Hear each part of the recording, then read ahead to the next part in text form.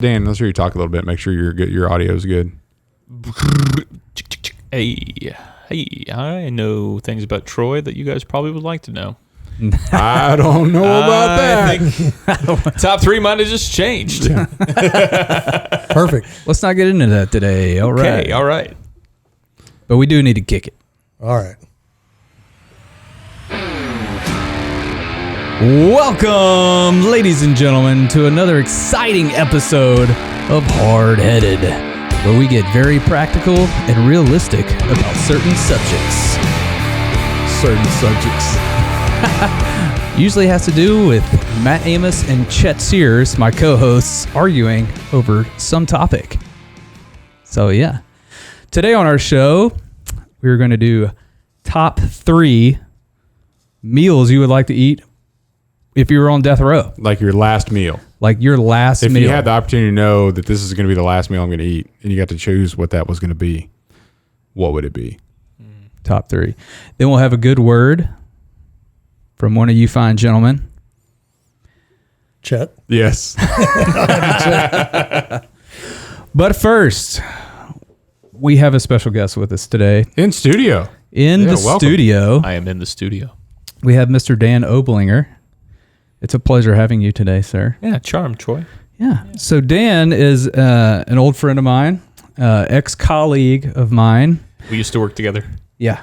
So he is a husband, a father, a law enforcement officer, a hostage negotiator, a keynote speaker, a corporate educator, a master listener, and an author. Just to name a few things. Just to name a few. Right. So we are glad that you could make it in the studio, Dan. Man, well, we're blessed. Yeah. Yeah. So I want to start off with just asking you a question on why law enforcement? So I didn't always want to be a cop.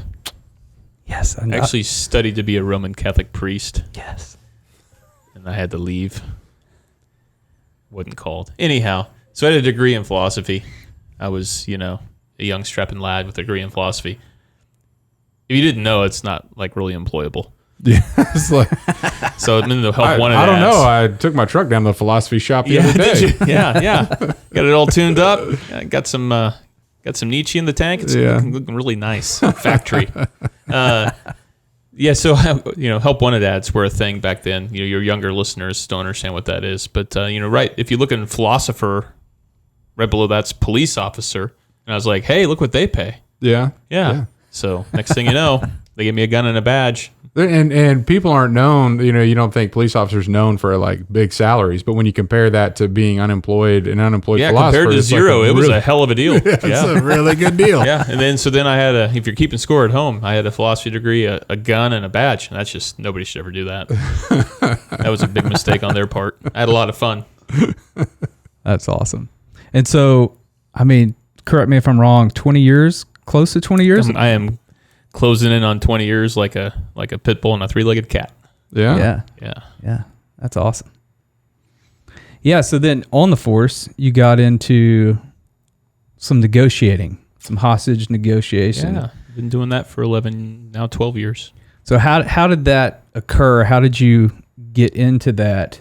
Were you on a beat one day and just like, oh, I'd like to talk people off a bridge? Or how'd that happen? Yeah, it's kind of like how I became a cop. I didn't want to be a hostage negotiator, but yeah, I had one fateful call of a jumper, and then kind of got a taste for the work, and without knowing how to do the work. So then I started learning about the work and put myself in a position to compete for the job, which is, in law enforcement, a lot of people don't know this. There's tons of jobs in law enforcement, especially at a big agency. Mm-hmm. So when I work at an agency where there's 700 cops. So you have a lot of specialized work you can do, and you have to bid into that. It's a competitive process. So you have to kind of stake out your claim. My claim was working with mentally ill folks in crisis. So I did that a lot as a street officer based on where I was assigned. I parlayed that into a hostage negotiator gig. Did that for 12 years. So I co-command the team. There's now 14 of us. Oh, wow. Yeah, it's so the a lot of work. The training you go to is local or? FBI. Yeah? Okay. FBI has a certification course in Quantico. Very few people get to go. I had the privilege to be able to go there a couple years ago. And then you come back and train the people that work in the department? Mm-hmm. Yep. Okay. Yeah, we have a good training mission. We train a lot of police officers about de-escalation now. It's a big thing now. Yeah. Yeah. So would you say you saw a rise in those things during the COVID era? We've had some of the absolute looniest call-outs, just the craziest, most intense call-outs in the last calendar month, like 12 months. It's just been wild. People are hurting. Yeah. Yeah, I bet. Yeah, I can imagine. I mean, I probably don't imagine what the reality is out there, but so 14 folks on the force, and then when you say call outs, that's just not that any officer was called. They're saying, hey, we need some extra help. Yeah, it's the police calling the police. Yeah. Like Put it in this is context. beyond Yeah. my training that I've had, and we need to bring in somebody with some specialized training to deal with this Yeah, situation. we typically deploy with SWAT. So they're the tactical side, and we're you can say the communication side, the de-escalation side. Yeah. And we work in tandem. It's called a parallel resolution. They provide the tension, and we provide the dialogue. And it's actually a really beautiful thing. It's a really very effective method of resolving a crisis. But we also sometimes deploy without them for like straight up mental health calls. Right. So, and then we have a training mission, which we already talked about. So it's a big job. Yeah. Yeah. That's why we need 14 really dedicated professionals. Yeah. And so you enjoyed this so much that you said, I could see the training part is applicable outside of just what we do on the police force. And you've kind of gone corporate with this skill set and how people could use it in the business world. That's how I met Troy. I had picked up a side gig doing other things for a company. And kind of part of that is we were exploring, well, how can we serve people? I discovered that, this is something people are interested in. And that just grew organically, which is the best when your company, when your concept, how you serve people resonates, then it's very attractive. So I've been blessed the last couple of years. It's just kind of blown the doors out. Yeah. And what I train people how to listen better, active listening for internal work. And then we actually have made the transition to being not just a crisis negotiator, but a business negotiator. Right. And so sales, procurement, mergers, acquisition, strategy work, talent management, project delivery, the skills are really applicable once you make that translation. And it's amazing how many companies right now are really focused on that. They're like, look, we don't need to make anything better. We don't need to make more of it. We need to have better, stronger agreements with our suppliers and with our clients. Yeah. So it's been awesome. So your learning curve, like you have a skill set that's applicable, but I'm assuming outside of the work that you may have done with Troy in the for-profit world, you've learned a lot.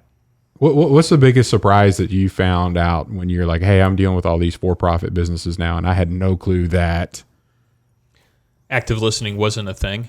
Yeah. Outside of like crisis hostage negotiations. Active listening is it's a very specific term in my world. In my world, active listening is 8 techniques that you use to listen to people. And you kind of take it for granted because once you've been taught it and you start practicing it and it becomes the way you do business with people, and I use business in air quotes, right? The way you make agreements with them. And this could be your son taking out the trash, you and your wife deciding where you want to go for dinner, and certainly closing $1 million merger, right? Yeah. Once you understand, sometimes the former is a lot more complicated than the latter. Yeah. No, it wouldn't. And he's going to ask me about our toughest one. And I'm going to disappoint him with the truth. But the thing of that is, in my world, that's normal, right? Yeah. It's just accepted. Obviously, you're going to use active listening, right? In the business world, like, I don't know how to deal with this. My client's really mad. Yeah. And you're like, yeah, just use ALS. Cops love acronyms. You just use ALS. And they're like, what? Yeah. And you're like, well, summarize what they're telling you. And then they do. It's kind of funny. They'll do it, and they're like, "That was amazing. What else do you have?" I was like, "Ask a question." And they're like, "We do that a lot." I'm like, "Yeah, sometimes it's dangerous. Maybe listen to what they really mean and ask them if this is what they really mean." Yeah. And they're like, "This is magic." Yeah. Right. And you're like, "Well, it works on methed up gunmen, and it'll probably work on your supplier." Right. They're a little bit more of sound mind. They Yeah. have a little more skin in the game. Yeah. So that's the biggest jump, is to realize that there's dynamics and techniques and habits that I've built as a crisis negotiator that I only realized working outside of the public sector that I totally took for granted. Yeah. Because then they're so valuable in the private sector and in people's personal lives. And that's when I was like, all right, I should probably tell people about this. Yeah. And some people give me money and some people don't, and that's okay. Yeah. Because it helps everybody. Right. Yeah. Yeah. It can help parents with their kids Oh yeah, for sure. Oh yeah. The training or calling Dan? Yeah. Either one. Call SWAT if you got a 5-year-old. We don't negotiate with terrorists. Shoot, I was just getting ready to call you in for two teenage girls. Well, one almost teenage girl come in and negotiate some stuff for me. Yeah. It does work on teenagers. It's just man. painful. Yeah. It's very painful. Humility's painful. Yes. That's where I'm at in my life. I've got 2 teenage girls too, man. I feel you. Yeah. It's been smooth sailing for about 14, 15 years until Yep. a couple months ago. Thanks, And I biology. yeah. Yep. Hello. Nobody knew this was coming. Yeah. Hey, what happened? Should have been planning for this all along. You don't know what you don't know. That's true. That's true. Yeah. So Dan, through all your hostage negotiation, I mean, was there one that sticks out to you that really tested you beyond measure? Can you share a little bit about that with us? Yeah, negotiation. So what's interesting, a couple things to enlighten the hard-headed listeners out there. In my world, there's hostage negotiations and there's non-hostage negotiations, which sounds like, and we're probably going to cause an argument here, and Chet's going to hit me over the head with a folding chair from the top rope. Go violent. No, go violent. Metaphorically, he's going to hit me in the head with a chair. Non-hostage means not what you think. Like you would think, oh, that means nobody's in there. No, it means there's somebody in there, but the definition of the hostage is somebody held against their will but being used to obtain something else. A non-hostage is a person not free to go inside the barricade who's not being used to get anything. They are the thing that is desired by the offender. Oh, okay. They're the most dangerous. Yeah. Yeah. Typically, it's like if Because I was they're holding not Troy trying to use it hostage. as leverage. If I was holding Yeah. Troy hostage and Chet was the hostage negotiator, he's like, all right, what can we do to get Troy out? And we're like, oh, you can't have Troy. I want him. Yeah. See that? That's the dynamic. A lot of domestic violence kind of dynamics there. Right. So those two coupled together those are the ones that stand out. So when one- there's actually a third party, an innocent human life at risk, those obviously stand out. And I've had a bunch of those over the years. And the greatest risk is those that aren't considered it's a non-hostage situation because you can't use that individual's leverage to gain a foothold. Yeah, there's no on. bargaining. Yeah. Yeah, it's 100% making a connection with that offender, Yeah. with a suspect. The vast majority of our work is neither hostage nor non-hostage, as we call solo barricades. They're typically mental health or a fugitive. Somebody didn't want to go to prison or somebody didn't want to go to the hospital. And those are high enough risk, but nobody else's life's in danger. Right. It's just us and them, And that's the meat of our work. And really, I look at it as this. It's super important work. That life is so valuable, life's so precious. It's also you're practicing for when there is a third party there. Like we take those very seriously because we want to do things the same way every time, making the connection, listening, right? And then going beyond that, actually making some persuasive appeals. So that's good practice for us, but it's also, that's a real life that we're bargaining for. It just happens to be also the subject. Yeah. So that's it. What I'll tell you though, this is for the listeners. The hardest negotiations are the ones in your home. Yeah. Doesn't compare at all because the stakes are much higher. They're just spread out over time. Like how we negotiate with our teenage daughters. Right. That's determining how they're going to turn into young ladies, right?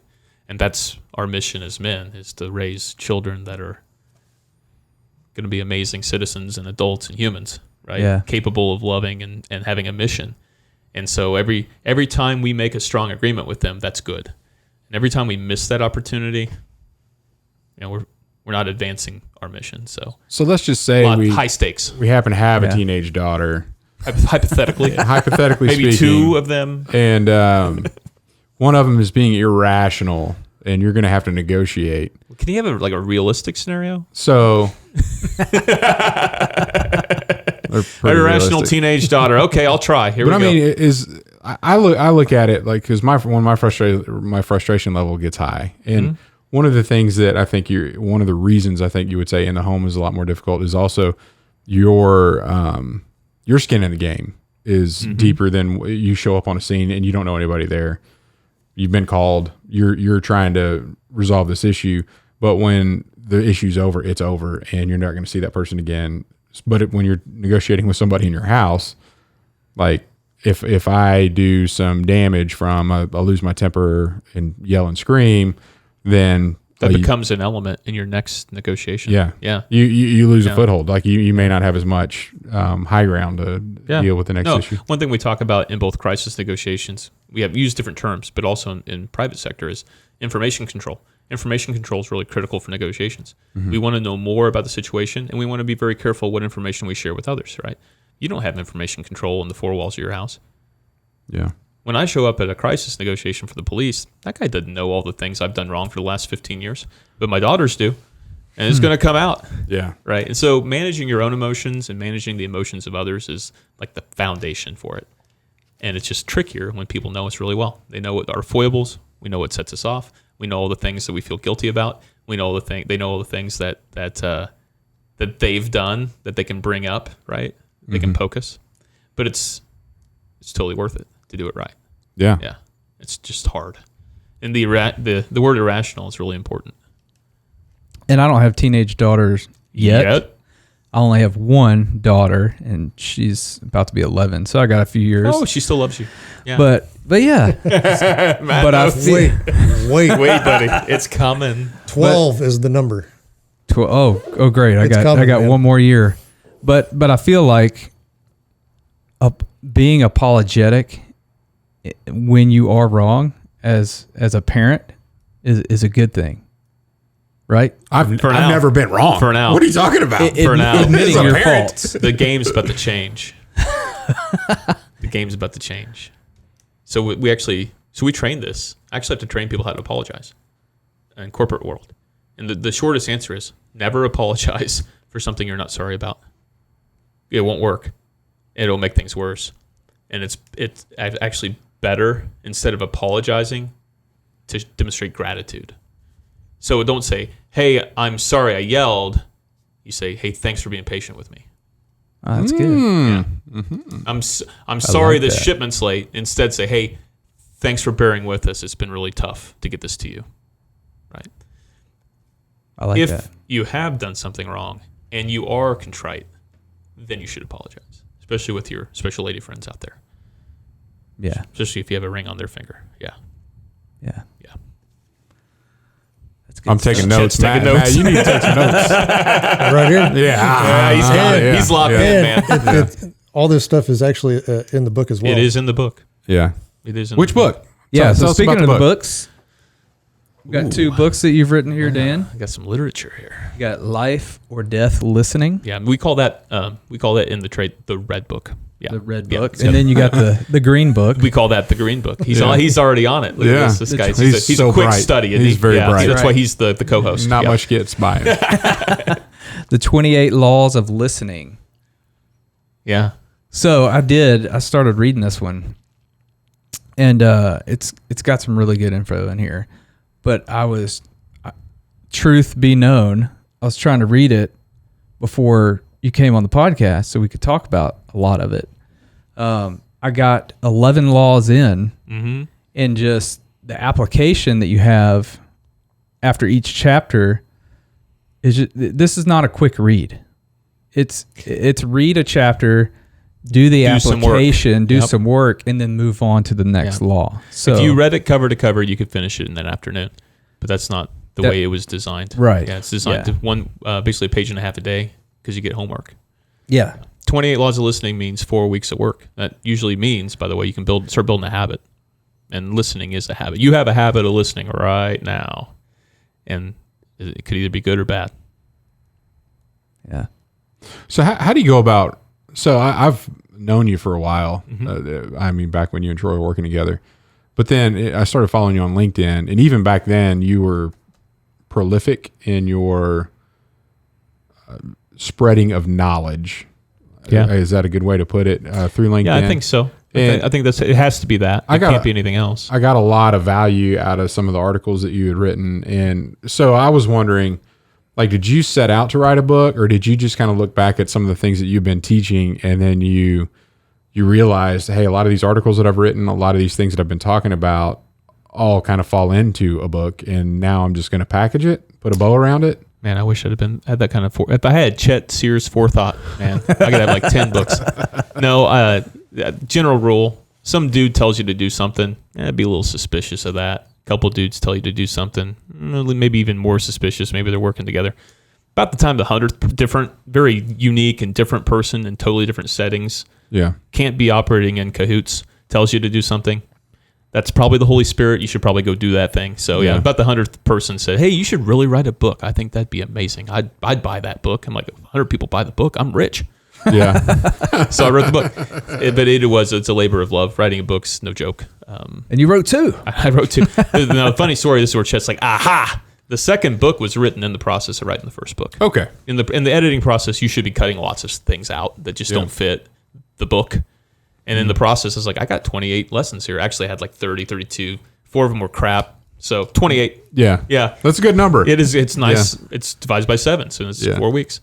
But the one thing is my wife's like, you sure you want to call it the 28 laws of listening? And remember that old philosophy degree I still had. And it's Thomistic philosophy, which nobody cares about. But basically, a law in the school of thought where I come from is not a law like civil law, not like the speed limit law. A law is a truth about the natural world that we should obey. Yeah, laws and of if you physics, don't obey laws it, of you don't get thrown in jail. Like, you jump off a cliff, like, I don't care about the law of gravity. Well, guess what, buddy? Yeah, Law of gravity They don't cares care about what you think about it. Here she comes. Yeah. So it's a proposal. That book's a proposal. Its proposal is, here's 28 things I think are true about listening and people and relationships. And if you follow these laws, then good things happen to you and them. And if you don't, life's hard. Right. Stupid ought to hurt. Yeah, it's been said before. Yeah. Yeah, that's good. Yeah, so 2 books. And I will say the chapter so far. So I'm up to chapter 10 in the first book. The red book. The red book. book. Yes, the red book. And It's nobody said the title. It is Life or Death Listening. That's the title. Yeah.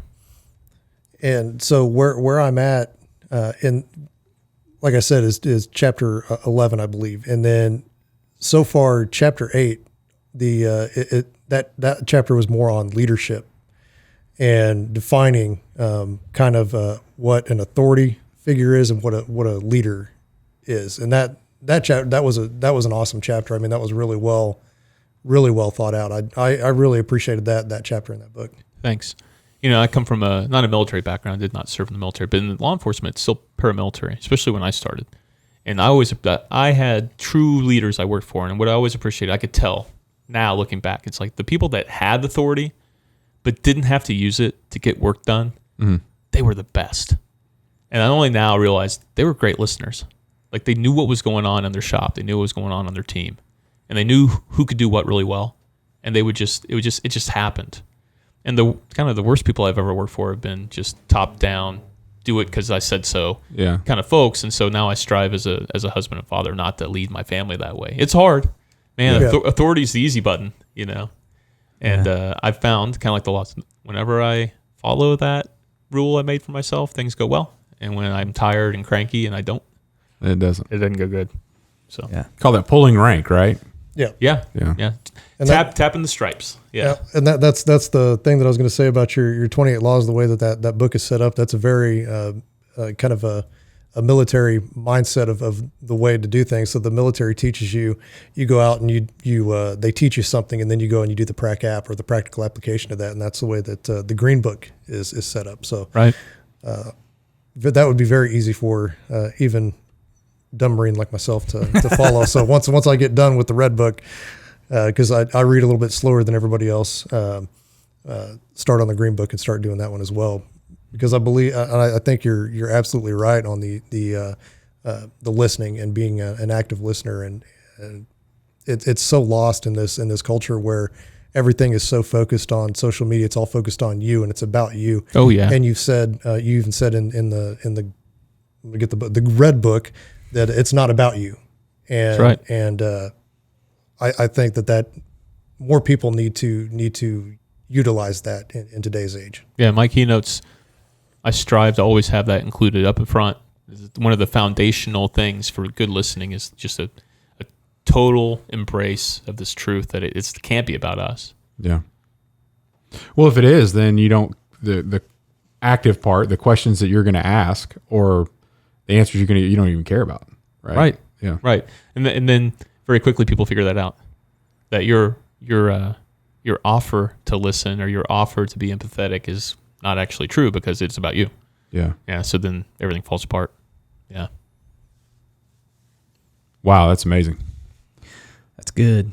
Yeah. And we're all, you kind of think about, hey, we got somebody in here from law enforcement that's a hostage negotiator, been trained by the FBI. And one of the things that I think you've been the most diligent on letting us know is the hardest part of any negotiation is actually what everybody that's listening to us now does every day, dealing with their family and friends. And irrational people. Yeah.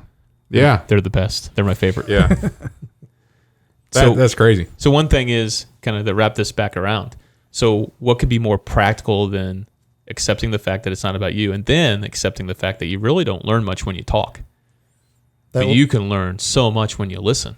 That's one of the most practical skills. I wish this is like classic stuff, man. If we could go rewrite high school curricula, I'd put listening like first. Mm-hmm. It's the skill that gives you all the other skills, man. Almost everything that that's like really useful and practical and durable. Somebody taught you and they told you, like you listened to them and you watched them and then you could do it, right? And then it's just not a skill that's taught anymore. Yeah. It's not modeled very well in the social media age. There's just a lot of noise. Yeah. And that was the way that you laid that out in the book and explained that, it's common knowledge, but nobody thinks about it. It's like listening is number one. I mean, because that's how everything else comes into place. And so, I never even thought about that. I was like, oh, that's pretty smart. So being observant. I'll give you an example of that. And it's not necessarily so much listening to what somebody was saying, but watching what was going on. So in one of the previous industries I worked for, HVAC, and I got to go just to learn how the whole channel went, get to go on a sales call. And I was in Phoenix. We went to this gentleman, retired, his house. He and his wife lived there. He was an engineer. And typically when you come up to a retired engineers, there's all kinds of, requirements and everything. We were the number 8 quote that he was getting to replace his air conditioner. And the sales guy, I know what everybody wants. They want the cheapest, and I will beat anybody's price. I'm going to win this job. Let me show you how to do it. Because, I'm just trying to learn. Let me tell you, and he goes in there. How many quotes have you got? And he's like, well, you're number 8. So you've got seven quotes.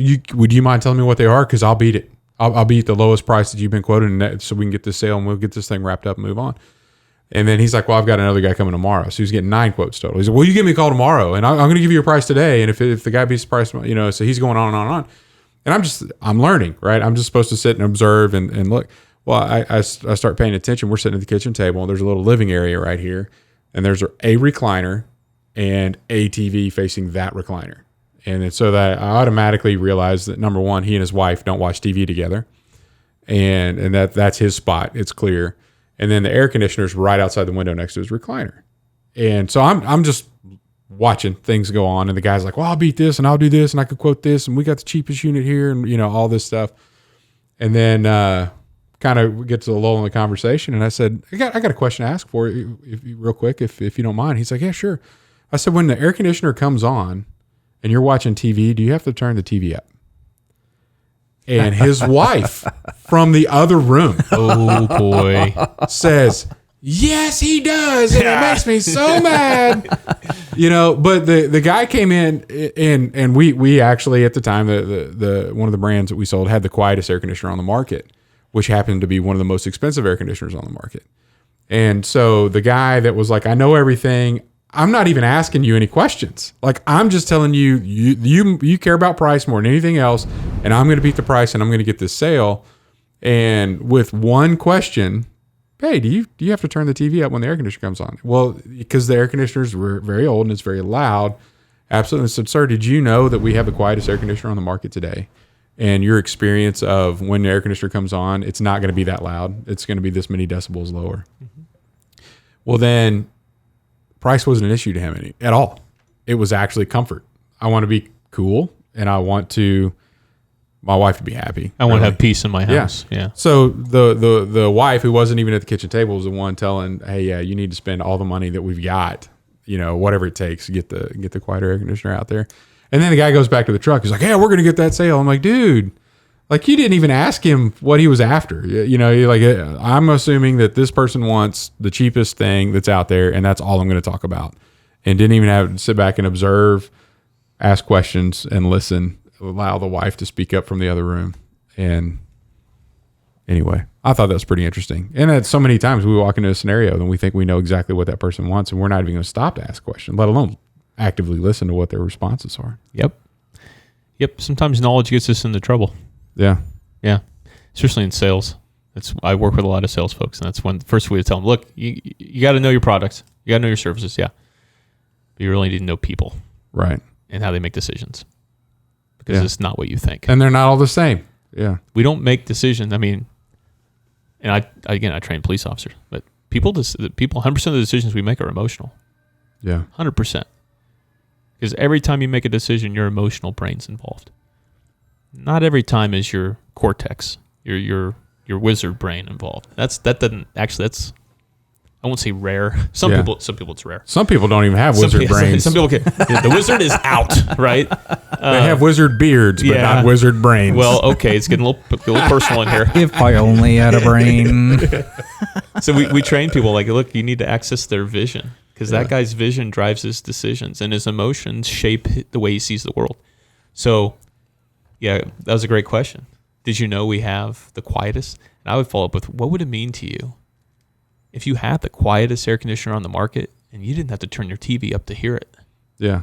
To upset your wife in the next room. Yeah. You let him fill in all that. Oh, yeah. Yeah. And then all of a sudden he's made his decision. He didn't even know it yet, by the way. He's going to go get the 9th quote. Yeah. But at the end of it, unless the guy cracks the code like you did, he's going to buy your AC unit. Yeah. That's cool. That's awesome. So I have one more question because we're about to move on to top 3, I think. Yeah, go ahead. What is one question that you wish people would ask you, but they never do? Wow. That's deep. That's what we call a discovery creation question. Yes. Yeah, that's really good. Most people are unprepared to answer it too. I wish people would ask me, what's the opposite of negotiation? Ooh, I would have never thought of an opposite. Yeah, so do tell. What is the opposite? Well, what people think is the opposite can sometimes get them in trouble. But I think the act. Here's my definition of negotiation. It's a dialogue between parties, 2 or more parties, where they can make an agreement where both parties have consent. They have the ability to say no. Because that's the formula for a strong agreement. If I trick you, if I deceive you, if I lever you, if I force you, right? If I threaten you, or if I remove your options, and then you have to say yes. Not a negotiation. What's the first thing you're going to do when you can't? Walk away. Get out from underneath it, right? Yeah. And so strong agreements all about consent. So we emphasize, even in like when we work with sales teams, we don't change the whole sales process, but we identify points in it where they disobey that law, and they try to do like tie down questions or forced choice questions. Or, hey, you want a new AC, right? Yeah. Like we're like, take that out. You don't need it. You want a strong agreement, right? Find out what they really want. So the opposite of negotiation is violence. That's how important negotiation is. Because everything I've described on a spectrum, you're heading towards a gun to somebody's head, right? It's a sliding scale. Little white lies. Oh yeah, we got 3 other quotes. Maybe the guy didn't actually get 9 quotes. You ever think about that? Yeah. He's just trying to get your lowest number. Oh, I fully believed it because that guy had nothing better to do. No, I think he was definitely getting. He's like, I should have got 10. I'm gonna stick it to these guys. But so those little habits that some salespeople have, we tell them, hey, little white lies is not on the spectrum of negotiation. You're on the spectrum of violence, right? Eventually, if it gets intense enough, you're trying to make people buy from you. And obviously, I'm also talking socially speaking, like out in society, police world. Yeah. The opposite of negotiation is violence. So we should be teaching our kids how to negotiate. Yeah. They should be prepared to deal with violence too. Don't get me wrong, because not everybody subscribes to my definition of negotiation. Yeah. For instance, we train our students how to deal with aggressive negotiators that are like win, lose, sharks. We train them how to take away their aggression and blunt it with active listening. But we then don't turn around and teach them how to use those tactics to advance their negotiation, because that doesn't fit our definition. So, Wow. I like it.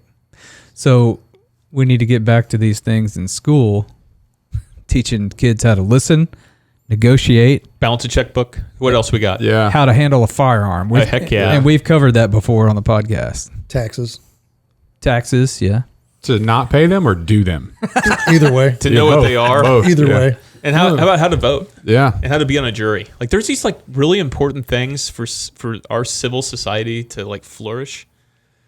And We just get thrown into I've these always, things. everybody that's down on being a jury, whenever I got a jury, dude. I'm like, look, if I'm ever charged with something, I want somebody like you on that jury. So please don't skip out on that. Like, that would be a big deal for me that I got the bottom of the barrel that decided to show up and didn't weasel out of it some way. So please go serve on the jury Yeah. and do it effectively and honestly. I served on one. I thought it was great. It was Yeah. fun. We were there a week.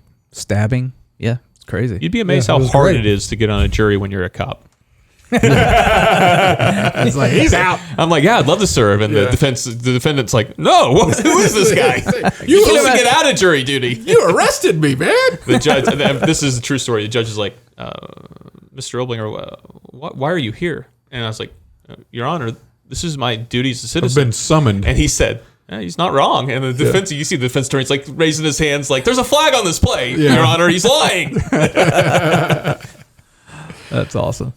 Well, Dan, I appreciate you coming in today. Stick around, though. Yeah, we I want thought I was about to get booted. No. I had my food ready to go. No. We're going to take a really quick break, and then we're going to jump into our top three. But before we take that break, where can we find you? Like LinkedIn? I'm in studio, Chet. Yeah. Like, I'm right next to you, Right man. to your left. Probably the fastest, easiest, and certainly the cheapest is LinkedIn. Go to LinkedIn. Yeah. I'm Dan Oblinger on LinkedIn. Connect with me. Funny videos. Yeah, and we're going to put a link Timeless to wisdom. We're going to put a link to that and your books. Oh, there's show notes, of course. as well in the show notes. Books. The books are on Amazon. Amazon. If you're in Wichita, America, you can go down to 8th Day Books on Douglas Avenue. In an actual okay. bookstore. And I'm in an actual bookstore. Nice. The smell of books. It's good. You go see Support- Warren and the local. boys and girls down there. They are amazing people. Yeah. Well, cool. Yeah. Good deal. All right, now we're ready to take that break. All right, let's do it.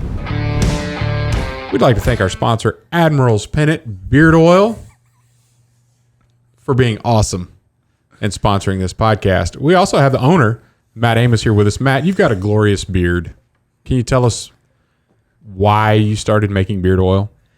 Oh, that's a long story. Well, But, we've only got so- like 20 more seconds, so So when I retired from the Marine Corps, let me go real fast. When I retired from the Marine Corps, I started growing my beard, and it didn't look great. It wasn't glorious. It wasn't awesome. no, it itched and irritated the crap out of me, and so I Yeah. began searching for products and found some out there, but they were a little bit too harsh on my skin, made me break out, turn Probably red. because they use synthetics.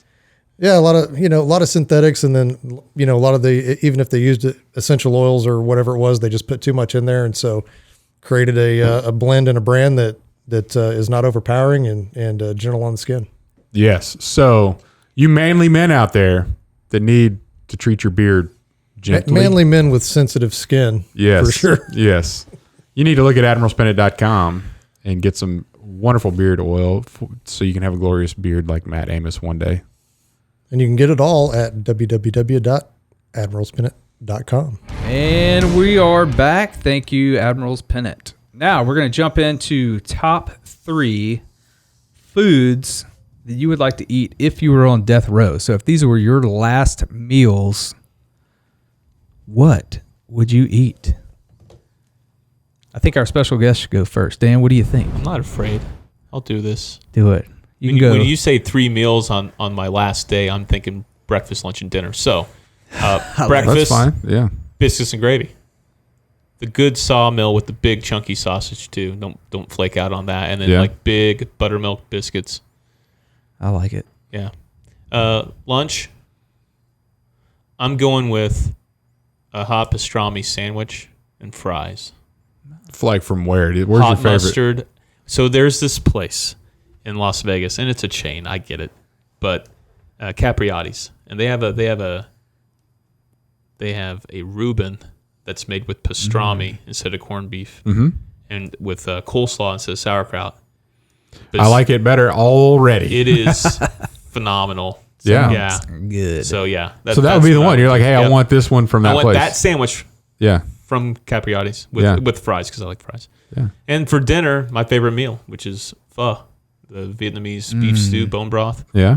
Yeah, piled high too. Not like they serve it in the restaurants, like they serve it at the houses. If you go into a Vietnamese people's house, it's piled high with meat. It's got tons of bean sprouts and peppers and Yeah, good for the stuff. locals That's in good. Wichita, where are you going to get that? Like, what's your favorite place to go? Favorite couple places? I mean, Saigon. I mean, I Yeah. know it's no, I'm but with you. they do it right. Yeah. They do it right. Again, it's a little thin on some of the ingredients, but only compared to home cooking. Right. Yeah, restaurant style, it's the best. Sweet. Yeah, Little Saigon has one of my favorite dishes. They're fine as well. I'll never Of look all down my time. nose at Little Saigon. yeah, delicious. All right, thank you. Yeah. There you go. That's Yeah, very good. Breakfast, lunch, That's a dinner. good top 3, man. You came out strong. Guns a-blazing. I like it. Matt, what you got on your list? Man, I didn't come that strong. I'll tell you that much. I went back and forth, but I'm going to say chips and salsa.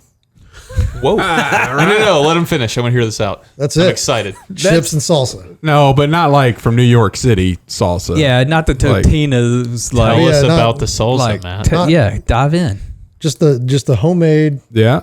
I had some of this homemade salsa. Is this the homemade salsa, the one I had at your camp? No, that's we call that mama salsa. That's my wife's my mother-in-law's recipe. Yeah. that she makes. So There's a can- different recipe that you like better? So that's the can, but I like the fresh. If I'm going to be on either death row or know when my last meal's coming, Yeah.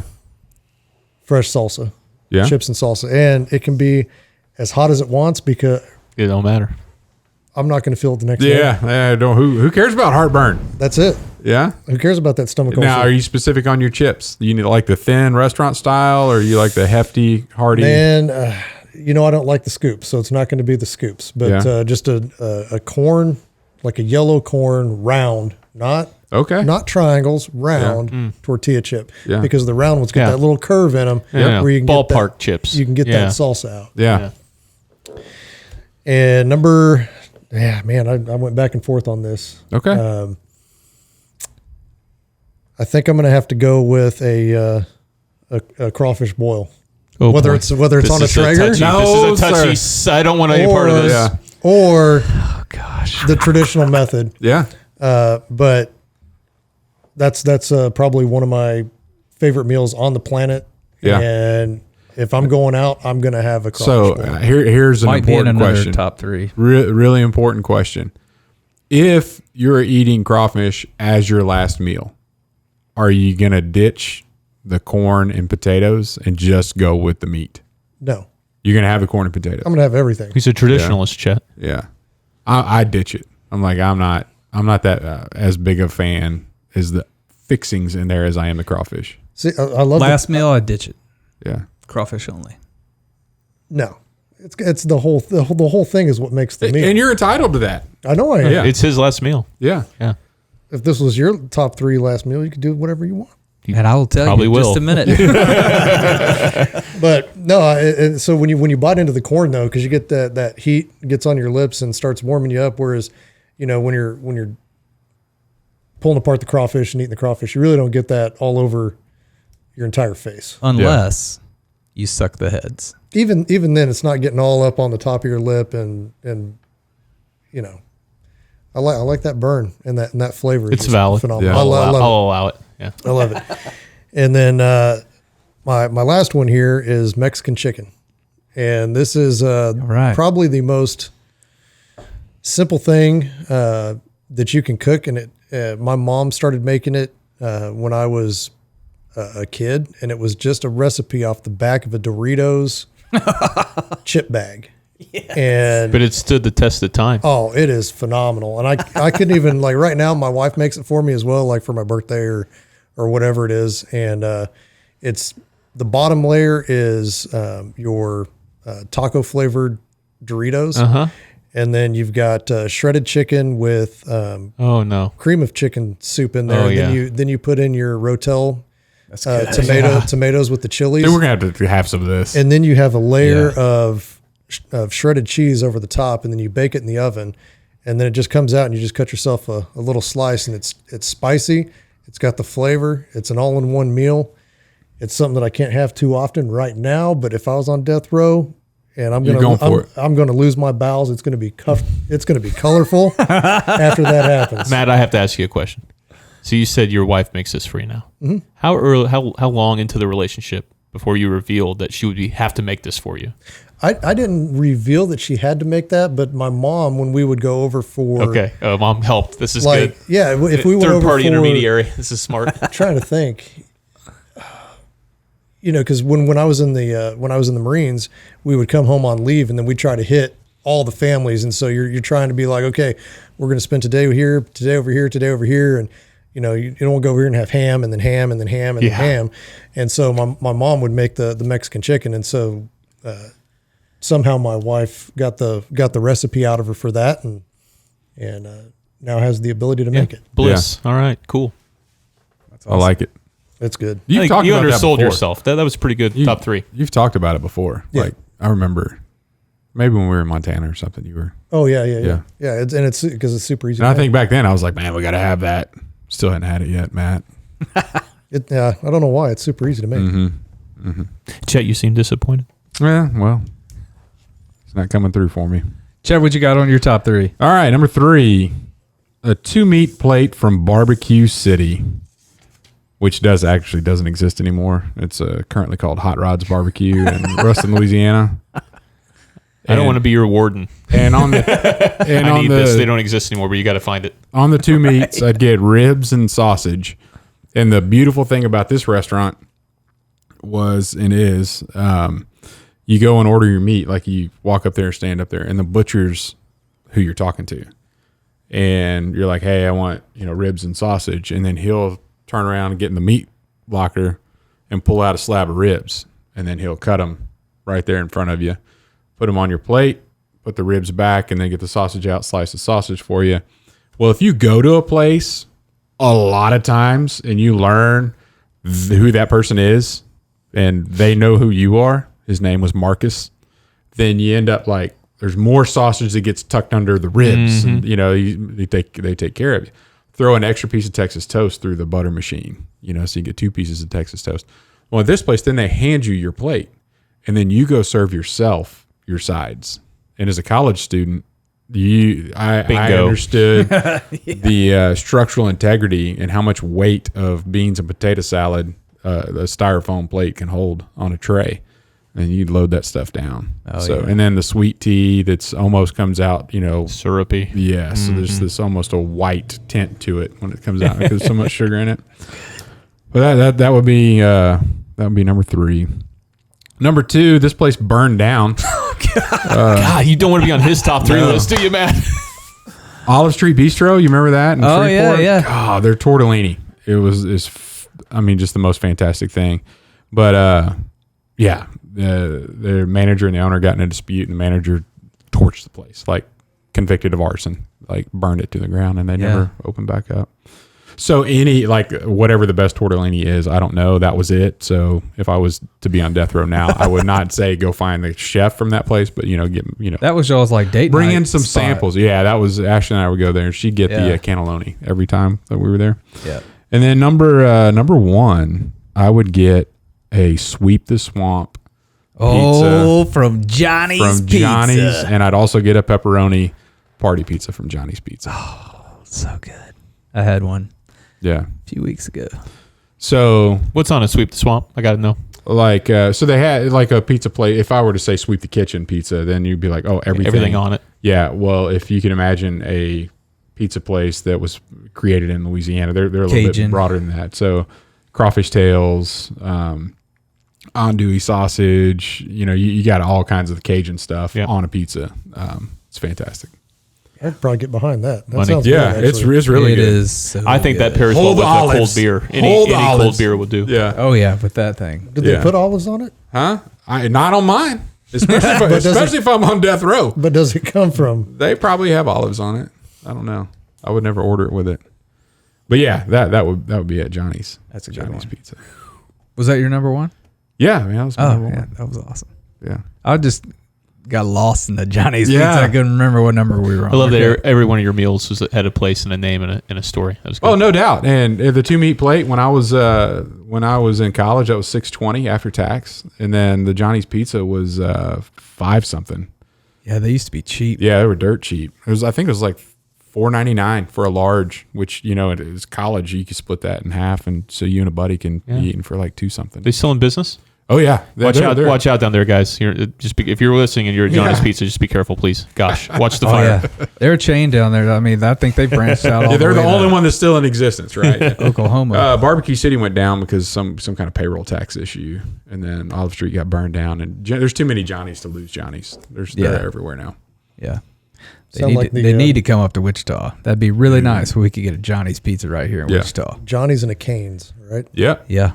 I emailed Cane's today. Again. Like, guys, it's time to come up here. Yeah. They have a file for you. Yeah, they do. And they're not doing franchises right now. They're all company owned. They're in a company owned expansion right now. So I am like, hey, I would open one up here, and they're like, no franchises at the moment. Sorry. Yeah. All right, number 3 for me. One piece of every roll on the menu at Bluefin Sushi.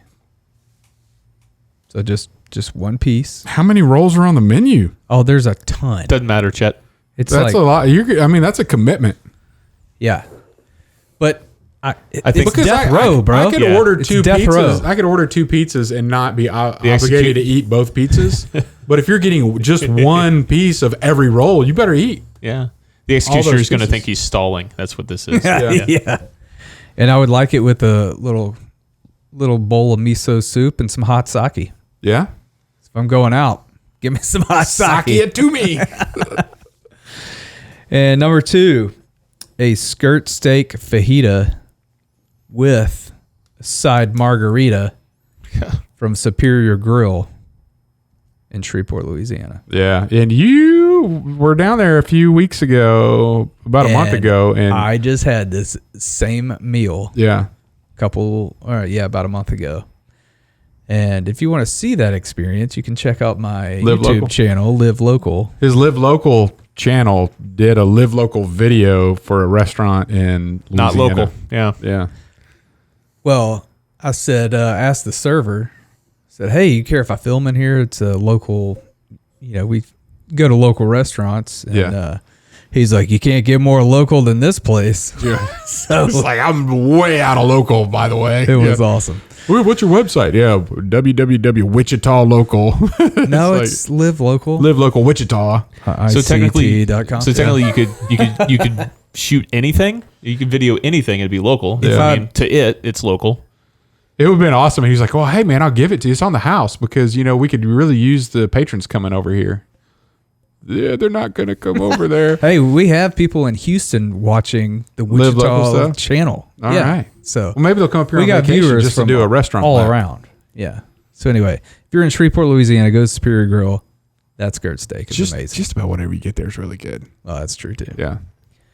And my number 1 is a crawfish boil, but I'm the cook. I want to be able to cook it. Oh, okay. I want them to bring me a pot, get it boiling, and let me season it. Let me cook about 50 pounds. You can electrocute me the day after. I'd be a happy man. We get you a Yoder smoker or Traeger in there. Oh, yeah. Yoder smoker, maybe, but I still wouldn't call it a boil. Yeah. It's a boil. Yeah.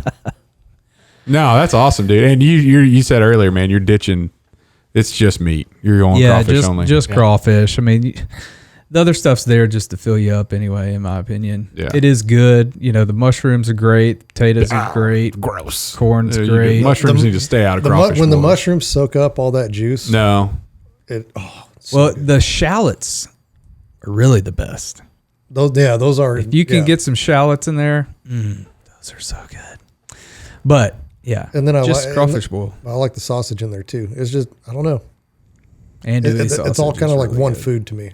I would have to say, like, of all the top 3 lists that we've ever had, like, I'm probably in agreement with the most out of all this. Like, not that I'd argue with all the other stuff, but I'm like, man, yeah, I'm on board with all this. I would come to your last meal, Troy, Yeah. and I would eat all of it. Yeah. And you, Matt, and you, Chet. Yeah, that's where I am. I'm like, yeah, I can't argue with any of this. I'd sit down with all of you. Yeah, It's been a long time since I've had legitimate biscuits and gravy, just due to the stomach issues, because they bother me so much. But man, starting out the day with a nice hearty plate of biscuits and gravy just piled high. Yeah. Oh. And I feel bad I didn't say so, but they would be from Doodah Diner. They would absolutely be Oh, from yeah. Doodah They Diner. do. Oh man, they do it right. they do it well, and I'm not saying these are better, but another, if we're going top 3 biscuits and gravy in Wichita, Ooh, that could be the next. homegrown. Homegrown's got Yeah. some really. Their eggs Benedict at homegrown. Oh Yeah. my gosh. Oh, we're going down So the path good. now. Well, Yeah. I think, It's all fun and games until Eggs Benedict gets brought I up. think the reason Bring us that back in. we're Wrap going down thing this up. path is because Troy showed up with food and we haven't eaten. Yeah. Yeah. So that's why, like, everything. Which, Dan, every time we record, Troy shows up with food. I remember this about Troy. Yeah. It's because I'm the smart one. is like the sush, showing up with the sush. Even if it's good gas station sushi. sushi, he'll do it. Yeah, that's right. All right. Well, Chet, I think you're going to leave us with a good word today. What you got? My good word, boldness. I don't think there's enough of it in this day and age from the right people. And I know we talked on a previous podcast around Independence Day, the founding fathers, and like a lot of people just want to be left alone. But I think that there comes a time where the good people need to stand up and be bold about certain things. And I actually think that's helped me out in my career. And, knowing when to speak up, I call it data-backed boldness, having the right data, and then knowing that I'm not just stepping out on a limb to go, pop off. But if you look at you look at Scripture, this is actually a biblical characteristic that is demonstrated. Psalms 27:1, the Lord is my light, my salvation. Who shall I fear? Right? The Lord is the stronghold of my life. Whom shall I be afraid? So there's not going to be any fear. I'm going to be bold in this situation. Have I not commanded you in Joshua 1:9? Be strong and courageous. Do not be frightened. Do not be dismayed. 2 Corinthians 3:12. Since we have such a hope, we are very bold. Proverbs 28:1. The wicked flee when no one pursues, but the righteous are bold as a lion. And the opposite of bold, hey, what's the opposite of the situation? To be cowardly. And cowardly is not brought up in the Bible that much, but maybe twice the word, if you will, in the translations. But Revelation 21:8, but the cowardly, the unbelieving, the vile, the murderers, the sexually immoral, those who practice magic arts, the idolaters, and all the liars, they will be consigned to the fiery lake of burning sulfur. That's a pretty bad group of people to be clumped into. So if you think of that whole list and seeing that cowardly is there, that's not reflected upon in a positive light in Scripture. So boldness is a good thing. And when it's time to speak up and you have your ducks in a row and you know what you're talking about, it's not time to be quiet. And I think we see a lot of that going on around the nation right now. There's some bold parents that are standing up to some school boards after finding out some things are going on. And, maybe there's some other things going on in the community that you need to speak up about. And I think it's a noble thing to be bold in those areas. So that's my good word. I like it. Be Thank you. strong and courageous. Bold. All right. All right. Well, Matt, you want to hit that button? Dan. Bring us on out. Yeah, I can. But before we do you have any classes coming up that people could sign up for, or are you scheduling any? Or Yeah, if you got a company, hit me up on LinkedIn, or we'll put my email in the show notes and just reach out to me. And maybe I can't help you, and if I can't, I'll tell you. But if I can, we can work something out. And then if you're just an individual and you don't think the time is right for your culture, for your organization to do something, but you want to be a pathfinder, I run an open classes with a partner of mine who's just an excellent dude, very good business negotiator background. And we do a tactical negotiations course. This is like active listening on steroids. And then we do a strategic negotiations coaching program. And all of that's done by Zoom. Okay, so that's a question I wanted to ask. So if you're listening to this and you're not in our local area, this is still open to you for Dan to come and find you via Zoom. Mm-hmm. And I have clients all around the world. So that's the beauty of Zoom, right? That's the beauty of the internet. So we'll match you up with a cohort, and you will a lot of role playing. Pack a lunch. It's a lot of fun, but the idea is stress inoculation. We're going to put you in situations you're very uncomfortable. You're experiencing emotions, so you know what to do when you're in that same situation again in the real world. The more uncomfortable you are, I found in training, the more uncomfortable you are, the more you take away from it, the more 100%. You learn, because you actually practice it as opposed to just listen. Iron sharpens iron. Yeah. Perfect. Love it, man. Dan, thanks for being here. Really appreciate you being on the show. Gentlemen, again, we're blessed. Yeah. All right.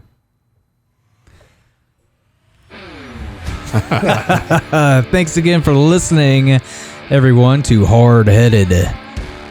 You would like to leave us a comment, tell us what top threes you want to hear, or shoot us an email to hardheadedpodcast.com. That's it. Thank you, Admiral Bennett. Beard oil. Thank you, Dan, for being here. Be sure you check out the books as well. And links in the show notes for the books, Amazon.com. And Life or Death Listening. Yes. 28 laws of listening. And the laws are not like legal laws. They're like, laws of nature. Mm-hmm. Like gravity. Yes. Hey, turn this thing off. Come on, let's go. We're done. Are we?